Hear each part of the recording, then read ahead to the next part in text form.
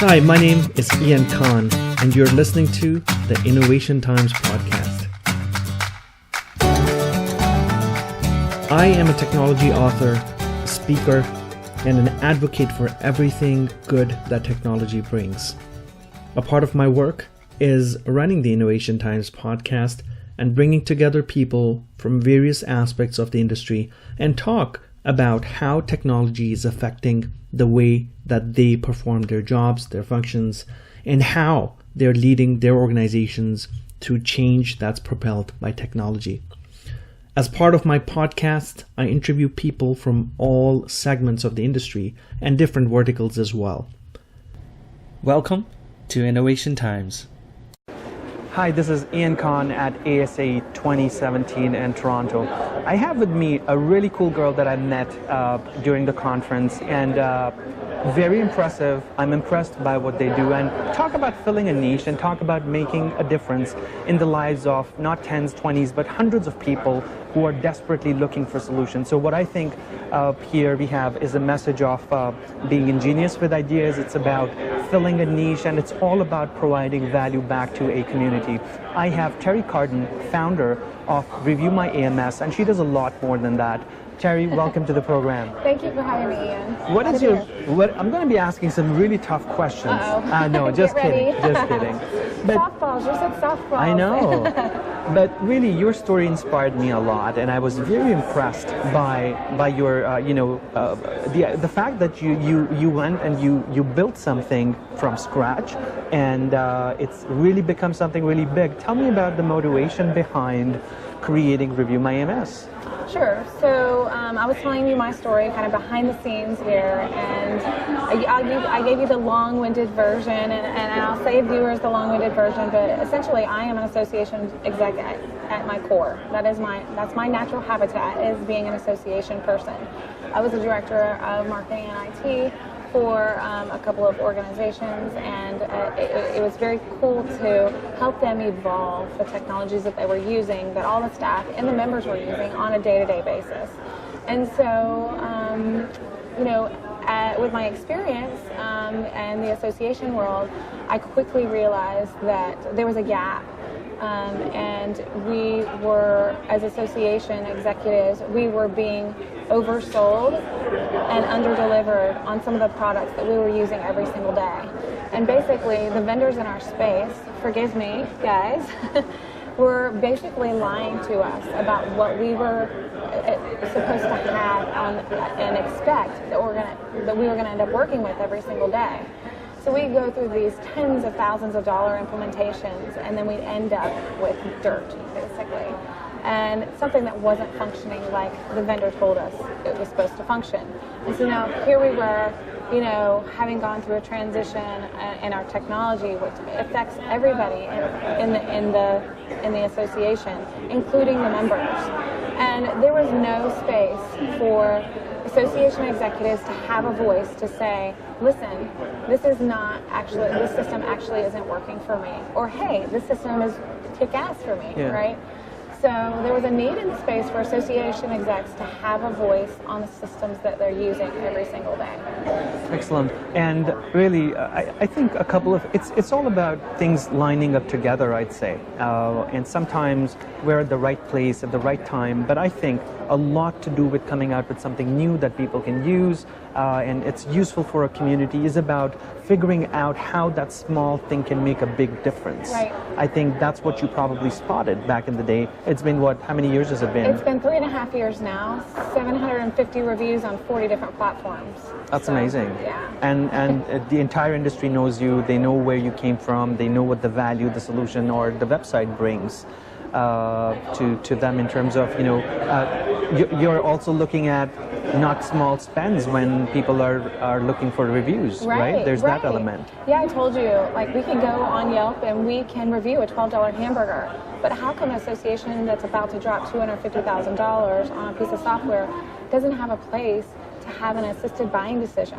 from other end users of the products? Yeah. So the model, just so the viewers can know, the review site is a model where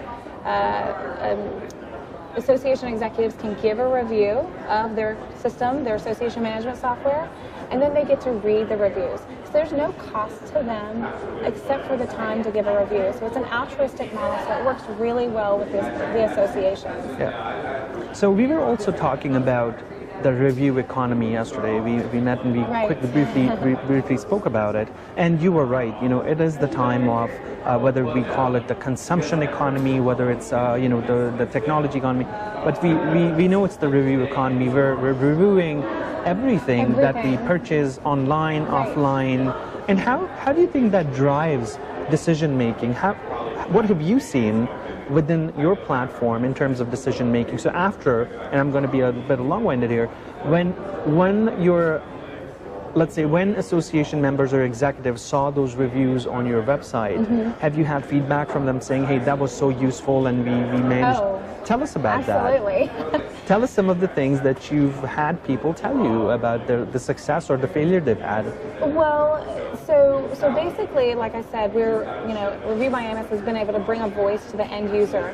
I actually thought of this little phrase earlier, like end user lives matter, right? Like they need to have a voice. Like they need to be able to say whether something's working as it should be working or the technology sucks, right? And so, when buyers, association executives, are getting ready to make a move, it is a very big move. It's it's labor intensive, it's resource intensive, and it's very expensive to shift platforms. So they now have an added tool so that they can hear what other end users of these products are saying. So here at ASAE, there were 15 or 18 maybe association management software companies who were selling their product, right? I can promise you right now, not all of them deliver the most stellar service, and some of their clients don't have really great things to say about them. And unfortunately, some of that are the big guys on the show floor, right? Those are the big guys on the show floor. Not all of them, of course, not all of them. But what's happening is we were seeing that association executives were being oversold, and then when they get down, to after implementation, they're saying that yes, this doesn't work as intended. So now they have a place where they can see what, say, 20, 25, 35 other people that are just like them have said about the platform that they're about to drop some serious cash on. And you can't get that anywhere. Like, you can piecemeal it. You could come to an event like ASAE and you can try to find other people that are actually in this space that maybe are an existing user. But I mean, there's a sea of people here. Trying to find somebody who is on a certain platform that you're about to do a demo with almost feels impossible. And this is an online hub of information on the software that these associations are about to make deals with. Correct. So, and you're right, Forrester Research has dubbed this the age of the consumer, right? And the cool thing is that association executives, or anybody, even just like you're talking about like the review economy. Forrester also says 92% of consumers trust word of mouth recommendations, whether it's from strangers or friends or family, more than any form of advertising. So basically what we're doing is putting a kibosh on all of these big booths, and we're putting everybody on an even playing field. That's amazing. So the democratization of platform buying, I don't know what you could call it, but it's really, I think it's a service. So you're doing more community service than having a platform. Yeah, my partner calls me a public service. Like, it's funny, ASAE actually doesn't even have a member type for me. Okay, so they don't know where to put me. I'm not a consultant because I don't do any consulting. I hold an event, but again, it's a public service to the community. It's a free resource for association executives. As long as they give a review, they get to read the reviews, right? So it's a free resource for them. So I'm like, hey, you guys don't even know what I am. My partner's like, I know what you are. You're a public service. I'm like, I think I'm okay with that. This is kind of another cool way for me to give back to the community. That's amazing. How to make everything right in the world, right? That's amazing. I wanted to, and you mentioned the word event. I wanted to ask you about the events that you put together. I know you do 2 conferences. Is it 2 per year right now? Yeah, it's 2 events. And there's something different about those conferences. Tell us more about what these events are. Why do they serve a purpose, and what's so unique about them? Well, okay, so I'm a risk taker, obviously. You know, like Ian said, like you said, like I wasn't 100% sure that this idea was even going to work when I originally set it out. It was a total startup, and now here we are, you know, 30 sponsors later, 1,500 subscribers later. You know, it's starting to become a household name around the association space, and so many people kept coming to me with problems or ideas or solutions, or they wanted me to connect them with other people. And I finally said, all right, I'm so tired of doing this that maybe we needed to actually just hold an event so I can bring all these people that want to have these conversations together. So I created AMS Fest. I hold it one in Chicago in the spring and one in Washington, D.C. in the fall. And what's cool about this is there are no booths, there are no tables. We're all in the same playing field. There to have a conversation about how we can elevate the association management software industry together as association executives, as industry partners, and as consultants, and as buyers. Together we can have like the tough conversations. Like, these are not easy conversations we're talking about what do you do, how do you react as a client when merger and acquisition happens? And I've had panels of privately owned and publicly owned CEOs on a panel talking about what this means in their company. I've also, on the flip side, have had association executives getting up there talking about what happened with their horror show whenever they went through their vendor went through a merger and acquisition. So we're talking about some of the tough things. I mean, that's not it. We're talking about like what happens when a storm comes when, you know, with your product and something happens you're not expecting, or talking about real geeky stuff too, like the APIs and heavy-duty integrations using middleware and all the geeky stuff. It's even above my head. A lot of industry events are too afraid to talk about. So basically, if it's risky to talk about it, I'm ready to face it. Yeah, and that really reminds me, and it's funny you mentioned that. My last book called Meaningful Conversations is 7 actions for value creation. It's about, okay, do these things and you will succeed in creating value more than anything else. And, you know, generating revenue is going to be a nice side effect of creating value, right? And that's the philosophy that I teach in my let's say in my practice. Now, one of my actions is all about partnerships. It's about why the power of partnerships is going to help you create more value than you can ever imagine. And in the economy powered today, you know, the consumption economy, the tech economy, the review economy, startup economy, what have you, unless you do not partner, and I'm talking partnerships with competitors. I'm not talking about partnerships with just people off here and there. But you need to work with your competitors and eliminate that idea of competition in order to serve the community that you're serving, right? And if you're able to collaborate and come out with you know, your own unique strengths for your solutions and products, and your competition or partner now has their own strengths, that's really the way to move forward in a true collaborative way if you're focused on creating value. And I believe that you're going to grow exponentially because of that approach. The entire industry will grow, right, as a whole. So you're basically elevating the industry. And I agree with you 100%. And that has been the coolest thing with ReviewmyAMS and with the collaboration of AMS Fest, is that vendors that are subscribers or sponsors of the site, they actually are paying attention to the conversation.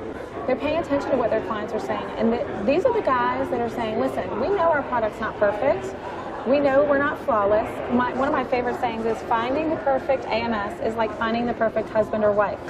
I'm sorry, guys, they just don't exist. Like, there's no such thing, right?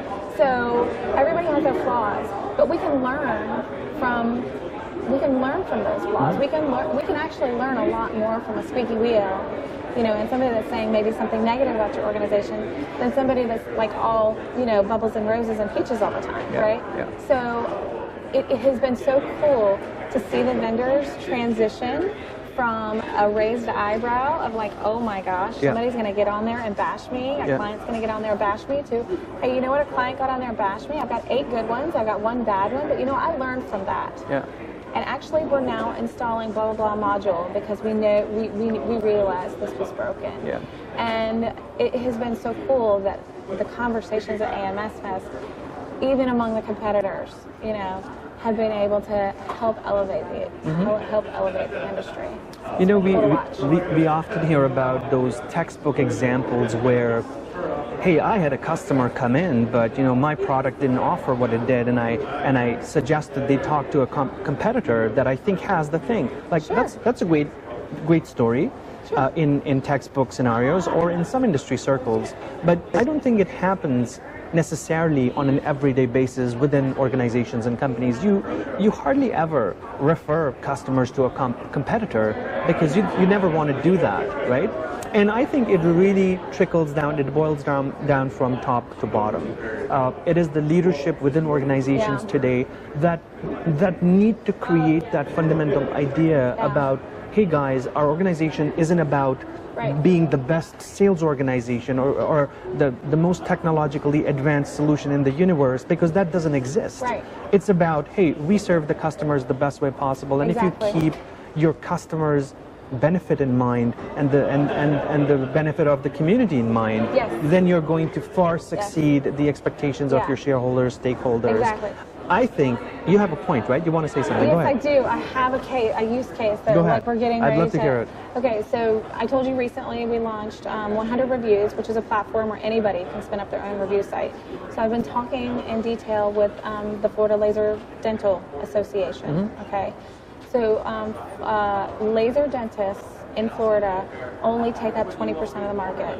There's 80% of the markets that are still using traditional tools and traditional services for dental work. Laser dentistry is the new wave of dentistry. Are we good? We're good. Yeah. Okay. Laser dentistry is the new wave of dentistry. It provides the best patient care, it provides the least amount of pain, it provides so much better of a service for the dentist and for the patient that it's coming. Like it's going to be flipped. There will be some day when there are 80 laser dentists or 80% of the industry, and 20% may be traditional services, right? Well, in talking to the executive director of the Florida Laser Dental Association, she said, you know what would be really cool is if those 7 or 8 laser manufacturers could collaborate, which they already are, trying to figure out ways that together they can elevate the laser dentist industry as a whole. They've already formed a council, okay? So they know that they have to work together. And these are hardcore competitors. Yeah. You know, they're manufacturing lasers. Yeah. I mean, come Yeah. on, like how much more competitive can you get than that? Like, you can zap that person out. Like, let's zap that whole company out. So basically what they're saying is maybe there's an opportunity for them to build a ReviewmyLaser.com or whatever. Somebody don't go buy that domain right now. I haven't bought it yet. ReviewmyLaser.com, and then basically the laser dentists would ask their clients, the dentists that are using them, to give reviews on their laser. Correct. Right?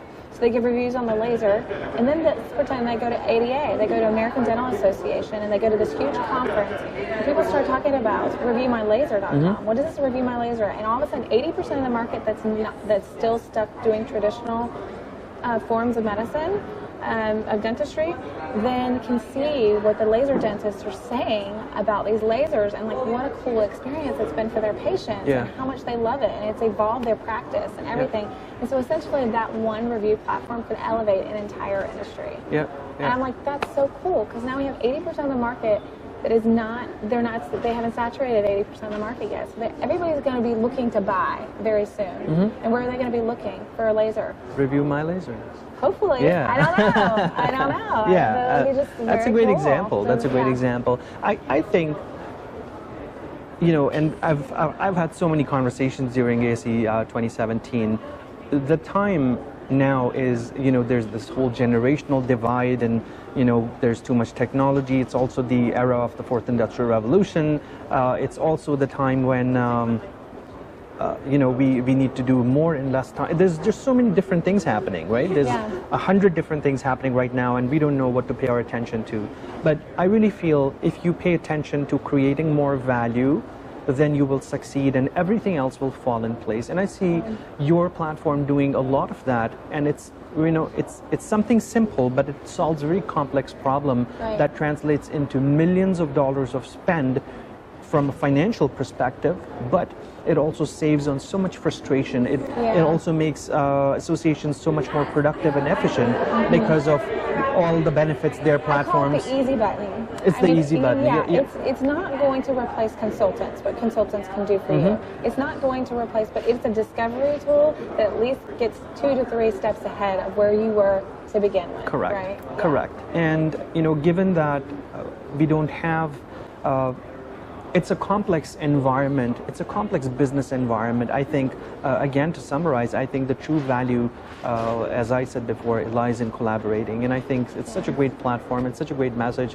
I hope everybody gets to check out your website and be part of it in whatever way they can. But tell us where they can go to look you guys up and see what you guys do. And yeah. Sure. So thanks for the opportunity. 100reviews.com is where anybody can check out kind of what I've been up to, where you can basically spin up your own review site, and for any industry, where there are lots of consumer websites out there. We've all heard of like TripAdvisor and Yelp and Angie's List, but this is really I'm really motivated to help entire industries. So I'm looking to keep these B2B. So keep these review sites B2B so that we can make smarter business decisions together, not necessarily smarter consumer buying decisions together. So 100reviews.com 100reviews.com and ReviewmyAMS.com would be the websites you guys want to check out if you're looking at what Teri does. Teri, thank you so much. It's been such a pleasure. Yeah, thank you. I'm so glad I ran into you. And I hope you have a wonderful blast in Toronto, and we'll see you next time. Yeah.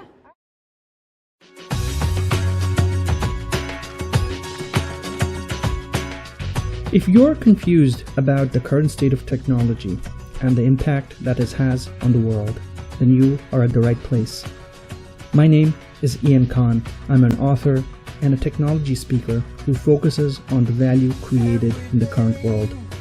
I talk about ideas, thoughts, and value creation in general that helps us propel ourselves into a future that's driven by technology. The Internet of Things, blockchain, artificial intelligence, cloud are all means to create value. Technology in general is an enabler for positive business outcomes.